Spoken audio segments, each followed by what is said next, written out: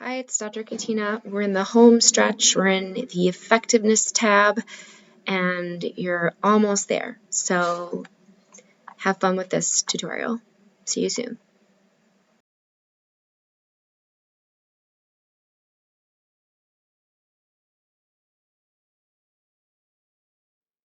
So as I was saying, this tutorial is regarding the effectiveness, and what it is going to address is whether or not the intervention had a certain level of clinical effectiveness on the outcomes. So clinical effectiveness is a change that is clinically relevant versus statistically relevant or statistically significant.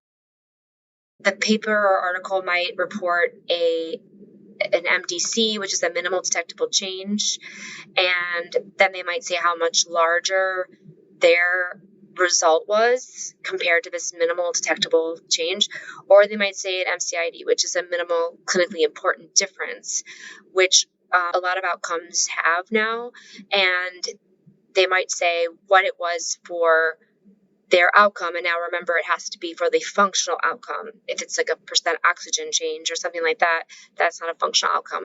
These are clinically relevant changes.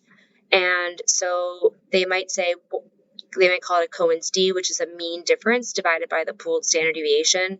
Or they might say there was a percent difference, or the MDC is an increase of, or a delta of 2, like on a pain scale or something like that, is what you would look for. My paper did not report their findings relating to any clinical effect size. So I said no.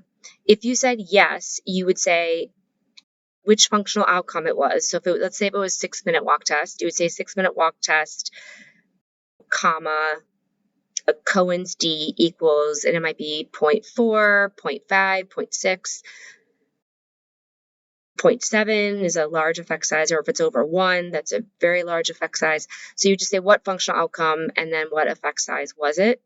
And then if no, which is where the category that I am in, I was able to find before, because they say in my paper that it was increased by 15%, the 6-minute walk test. So I took their baseline and multiply that times 15%, and then it got me a change of 59.7 meters.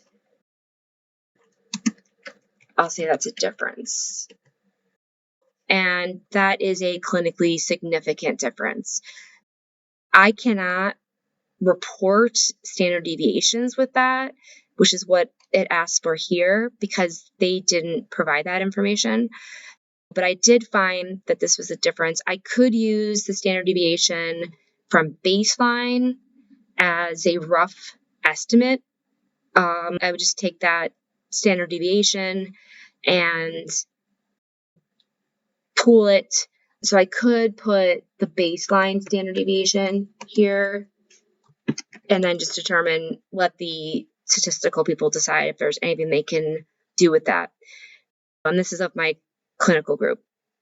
So then again, for this functional outcome number 2, it's yes or no. And if yes, what was it? What was the functional outcome? And then what effect size did they say? Did they say that it was larger than the MDC, larger than the MCID? Did they give a percent difference, percent median change? And you can say, as I said here, you can say it was greater than the minimal change. So they might have just reported that. And that alone is helpful to know. And then if no, you can report it how I did. And again, if they gave a pre, as they did over here, distance and a standard deviation, if they gave a post distance and a standard deviation, I would write that down here. I would put the pre, I would put the post, and then I put the standard deviation pre and the standard deviation post, if that makes any sense. And then again, if you had a third, if you're lucky enough to have a third functional outcome measure, that would be great to add that there.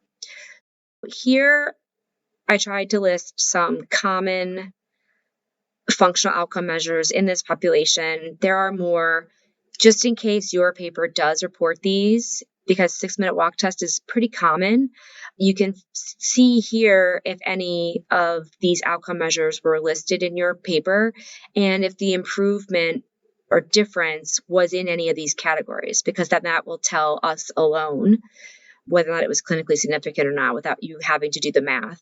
So the 6-minute walk test here was greater than 55 meters.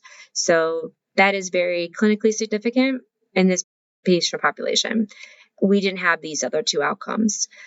That would be all I could do on this page. So I'm going to hit save, and I will see you in the last but not least conclusions tab next. Thank you.